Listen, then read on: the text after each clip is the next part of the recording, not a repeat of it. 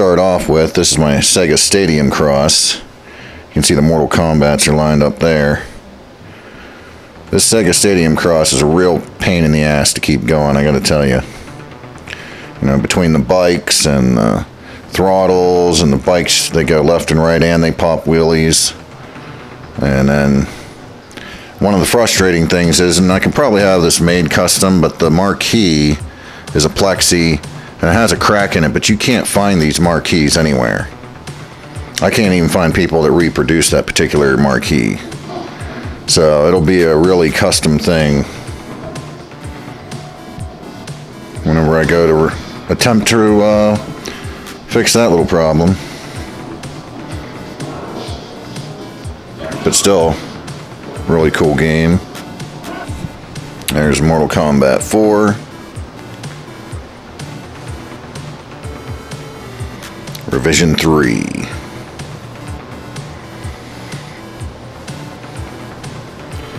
And then Mortal Kombat 3. This was my first arcade machine. This Mortal Kombat 3 cabinet right here.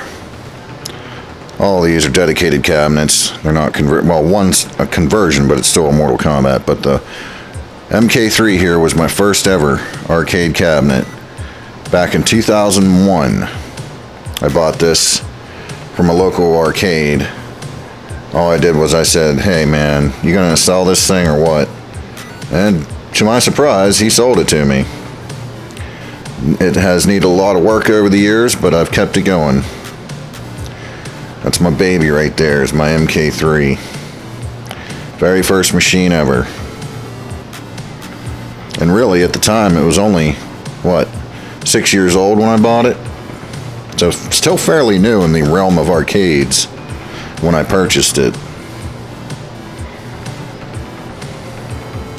And then we have my Mortal Kombat 2, which of course was a conversion from a Mortal Kombat 1 cabinet. Which they did often back in the day, you know. But yes, the Mortal Kombat 2. And over here on the wall next to them we have the artwork of Richard DeVizio. And this was like artwork he had made and signed it for me. So, has all the characters he played in the arcade games. Kano, Baraka, Kabal, and Quan Chi. So super cool to have that. The Mortal Kombats. Now, real quick, I opened the control panels to show you guys. You know, none of these are all original hardware. None of my arcade machines are like a MAME or a Raspberry Pi. None of that crap. Everything is all original hardware in my machines. So, of course, in the Mortal Kombat 4, which recently needed a power supply, so there's a new power supply down in there, as you can see right there, and an isolation transformer for the monitor. There's the board right there. MK4 is a pretty clean cabinet, not much going on, whereas when you start going down the line, like now here's MK3, starts to get a little more crazy with the wiring. Your monitor adjustment thing there, another new power supply, and there's your MK3 board. I do have MK3 and Ultimate MK3 boards, but right now we just got the MK3 board in there. So, and also have the proper marquee, which the marquee that's on there now is just the MK3, because that's all we got in there is the MK3. But we do have the Ultimate MK3 boards as well. And then in the Mortal Kombat 2, which is, you know, a Mortal Kombat 1 cabinet, it's all kinds of crazy in there with wires. There's the Mortal Kombat 2 board down in there. Also a new power supply. This one uses like the typical switching power supply, unlike the other two that use a more PC style power supply. Now what's cool about this MK1 machine is if you need to access the board, you actually have access to it through the front. You open the coin door and a latch opens on the bottom panel there. It's like that beveled part of the machine. A panel opens and you can just go in, and it's like a works in the drawer type thing where you pull out the drawer and the board's on there. So real easy to like work on something on the board if you need to with this cabinet. But here we have the Legends Ultimate, purchased from Sam's Club. This is you know, the only modern machine in this room, simply because it's more of a full-size machine, so it fits in better with the full-size machines over here. And it's obviously running CoinOps X, where you have that CoinOps X front end, play all your games from. And then of course over here we have my Tron, my original Tron. This one really needed restored. Yes, I did put the blue T-molding because I like how that looks. I know it's not original, but I like the way the blue T-molding looks, so I went with the blue T-molding. But this thing needed crazy amounts of work, but we got her back and going. You know, because I mean, this thing's got all kinds of things going on. It's got like 4 lights, you know, fluorescent lights. We got the light in the marquee, we got the light in the back there. As you can see, it's lit up behind the monitor. Like there's the monitor there, but there's this 3-dimensional thing back there that lights up. And of course your black light in front of the joystick, and then a black light below the control panel, but actually isn't the right black light in there right now. It needs a black light blue bulb, and I only have a regular black light in there. Black light blue will shine a lot brighter, but I didn't have one on hand. I just put what I had on hand in there, and I need to order me a black light blue, because you can't just find those in stores really. So that's the only thing I need to do with that is, and then the coin door. Well, there's actually, since there's no free play mode, I put a credit button right there, which can easily be popped out and put back in place. So, but then here we have my Bloodstorm, which is obviously in an Atari cabinet, but all the Bloodstorms were conversions. There was no dedicated Bloodstorm. I think the other cabinets mainly used were like Super High Impact Football or something like that, and then just whatever cabinet they could get a hold of. But Bloodstorms were all conversions. That's the game that got Daniel Pesina in trouble.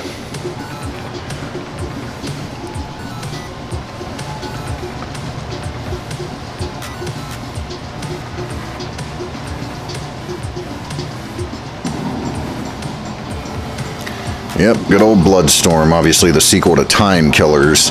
So if you don't know what Bloodstorm is, but you might have heard of Time Killers, this is like the sequel to it. You can't find these either. Like the Bloodstorm, like the boards, the machines, any of that, you cannot find these anywhere, man. They're hard to come by. So when I did eventually come by one, had to have it. Right next to that, we got my Stern Scramble. Thing is basically in immaculate condition. Very little wear and tear on this machine because it was only ever in one location, and it wasn't in like a regular arcade, so it's very, very immaculate, the condition on it.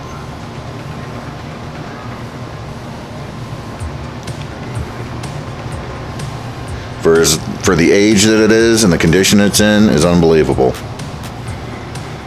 And believe it or not, very little to restore on it. Only a couple little things I had to do. Works great. And then over here we have my Virtua Fighter, which unfortunately my Virtua Fighter has an LCD monitor in it right now, because it actually uses a medium res CRT monitor, and I have a couple of parts that I need for it that for whatever reason I just can't find them. No matter what parts place I go to, they just don't have this particular there's a little board. It's like a little tiny 2-inch board that gets soldered to the main board, and whatever's going on there, I can't find that part. You almost need to find another chassis, and I forget what the name of this chassis was now. But it's not a Neotech. Neotech's in the Mortal Kombat 4. But yeah, there's one little part that's kind of a pain in the ass to get for that actual medium res monitor that was in this. So I just went ahead and installed a LCD in it. It's not great, it's not arcade perfect, it does bug me, but hey, it's better working than not working. I hate having games sitting around not working, it drives me insane. So, and it still looks good. But yeah, what I'd rather have the CRT in it, but just ain't gonna happen right now. So we got an LCD in there. And of course my Street Fighter 2 pinball. This is a pinball machine that you can't really find anywhere either. Great game. Very unique kind of pinball game too, with all the different levels and things that you got to do, and the way you score wins and kill the characters as you're playing the game. Of course, you got the car crush on the second level, or the lower level there. But yeah, the Street Fighter pinball is badass.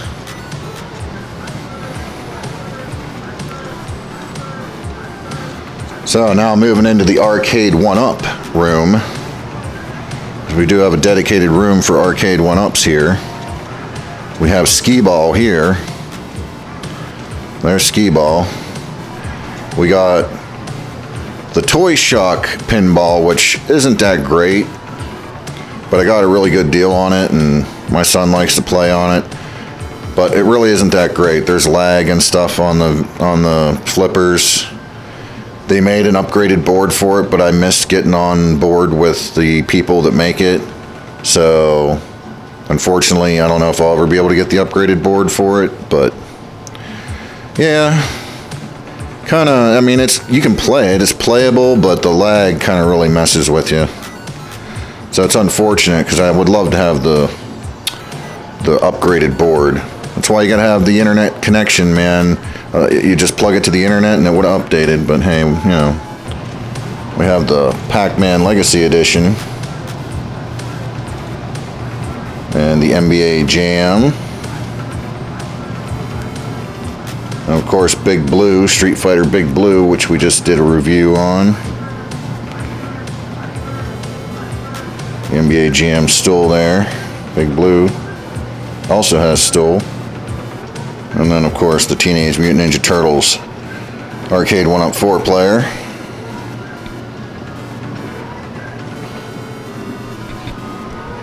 And over here we got our Galaga. These are the first run machines right here.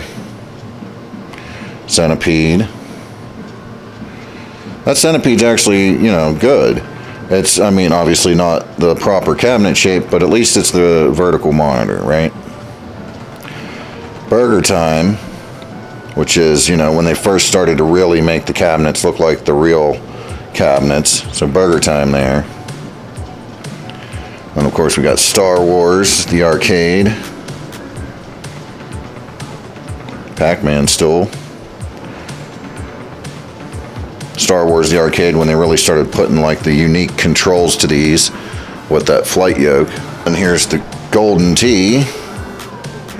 Like I said, this Golden Tee is perfectly fine. I don't think I'm gonna bother with that other Golden Tee that's coming out. Really no reason to. And of course there's Big Buck Hunter. And Outrun, one of their first sit-down racing games. Arcade 1-up put out. Of course we have the Arcade 1-up Virtual Pinball Marvel, which is a really great machine. I can't say enough good things about it. It's very impressive.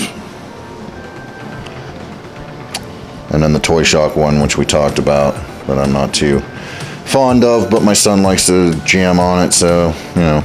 And over here on the wall we have an original Mortal Kombat 4 advertisement poster. Kombat has a whole new dimension. This is an original poster. It is not a reprint. So they would hang these on the walls to promote when new arcade games were coming out, you know. So that is an original Mortal Kombat 4 advertisement poster for the arcade game. And that is pretty much the extent of what's going on in my arcade right now. As you can see, it's it's a pretty sizable arcade. Like, if this was like 10 years ago, I would have never imagined it being this big now. But it is, and I think it's pretty cool. So, like I said, dedicated room for arcade one-ups, and then the full-size machine room over there. So now we're in the video game room, and over here on this corner we have my little area where I have smaller TVs that I can hook up my Commodore 64 or VIC-20s or Aquarius or wherever you want to hook up. That's the Japanese Nintendo, the Famicom. That's where I play that at.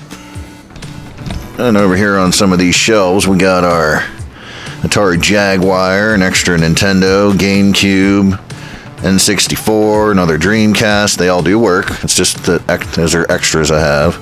There's a Pong console in that beat up box. Then we got our 32X and a VIC-20, an Atari 7800, a Sega Genesis Model 2, the NES Laser Scope, original Model 1 Sega CD, and yeah, and then up top we got the Virtual Boy is up there. The Virtual Boy does work and works good. Then we got Saturn games and Atari games and NES games and 32X, Super Nintendo, Genesis all lined up here.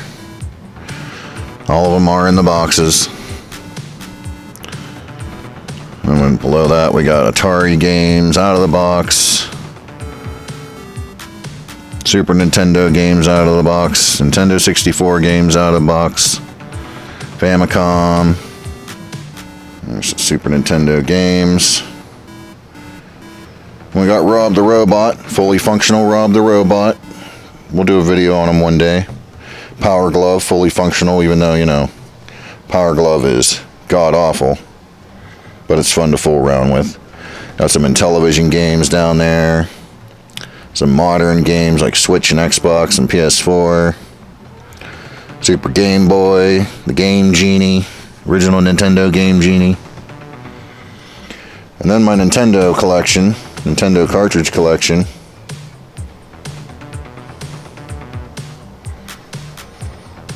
Nintendo, the original Nintendo is what I collect mostly for. So all these, and then the only doubles I have are that one row on the bottom. Just the one row on the bottom is the doubles.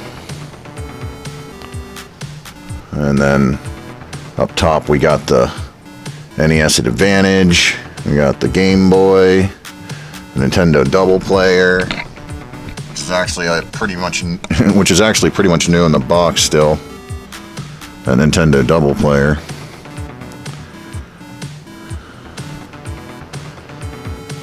I got most of the Virtual Boy games, which are right there. Only need 4 more and then I'll have the whole set. So yeah, that's what's going on there. Of course, over here we got some GameCube games and TurboGrafx 16 games and PS3 games just hanging out. Another VIC-20, got a couple of those. Pong consoles, another Aquarius, an Action Max, Magnavox Odyssey, and of course the Capcom Fighter Power Stick we reviewed, and Tekken 6 stick for PS3, Dreamcast in the box, and Intellivision in the box, Nintendo U-Force, got an Oculus sitting back there, a Flashback 2, which was the only good Atari Flashback they put out, I think, in my opinion. Got some retro books and magazines there, which we'll take a look at in a second. Got the Aurora Interactor virtual reality gameware. Nintendo Switch. Couple Xbox Series X's. One was for my son, that's why we got two of them there. PS4 and PlayStation 3. Pull some of these out. These are just some of my favorites right here. I got a lot more in a bin. There's the 1994 Video Game Buyer's Guide. And then we got Nintendo Power, Track and Field 2, one of the very first issues. I think it's issue 3 or 4. Volume 3 or 4, whatever you want to call it. And of course, since I collect everything Mortal Kombat, I had to make sure I hung on to my Nintendo Power Mortal Kombat Trilogy issue. And then of course my Mortal Kombat 2 Nintendo Power issue. And let's not forget our MK3 Nintendo Power issue.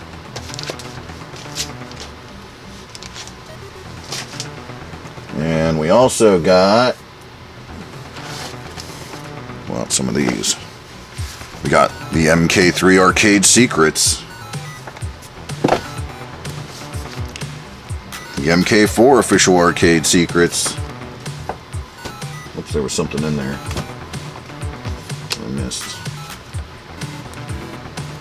And of course, we got the classic Game Pro Mortal Kombat Strategy Guide for the home versions. And then we got the classic Mortal Kombat 4 home version for PSX and N64.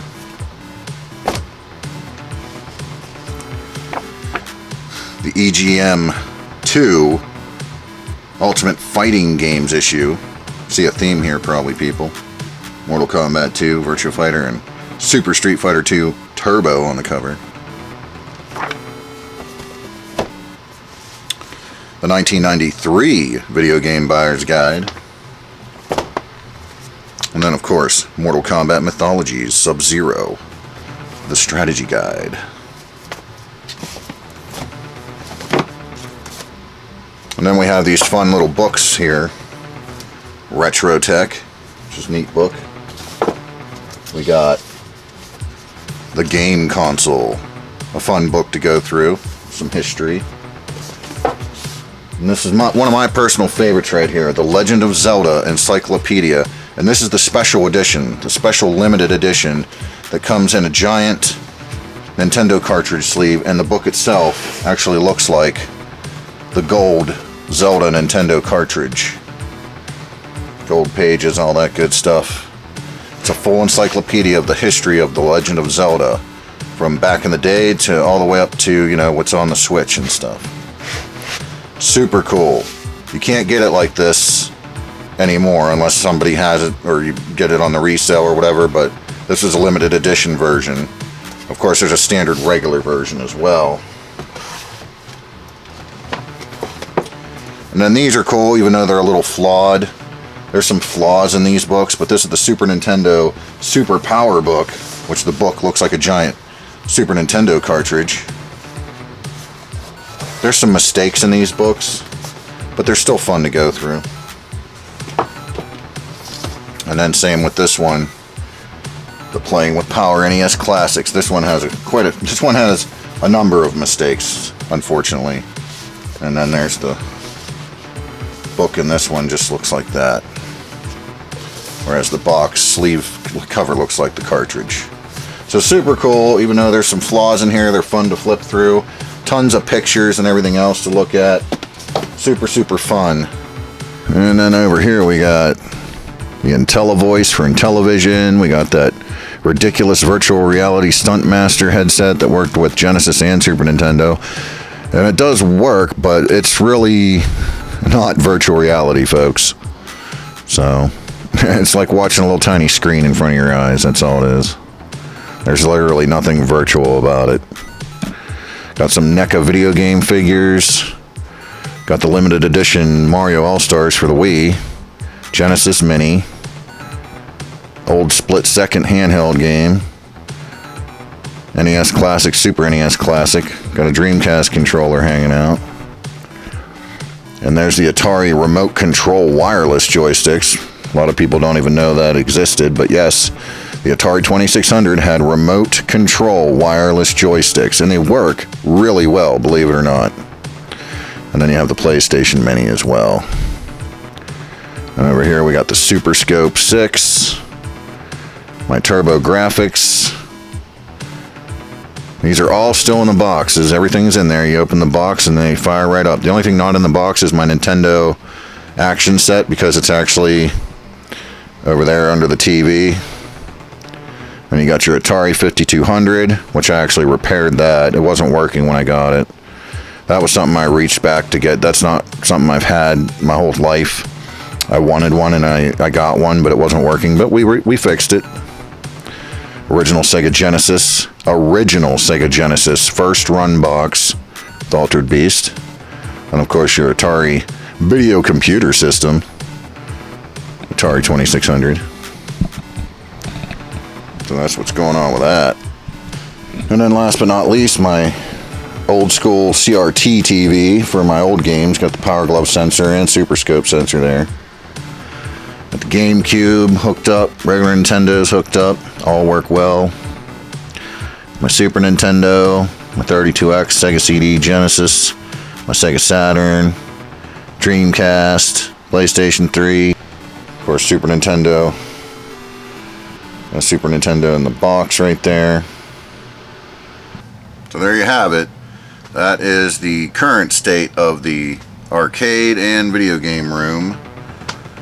And it's ever changing. There's always something moving, or things are getting swapped out for other stuff, or shelves are getting rearranged, or game machines or arcade machines are getting moved or rearranged. And so it's an ever changing layout, I would say. But for now, in January of 2022, that's what's going on.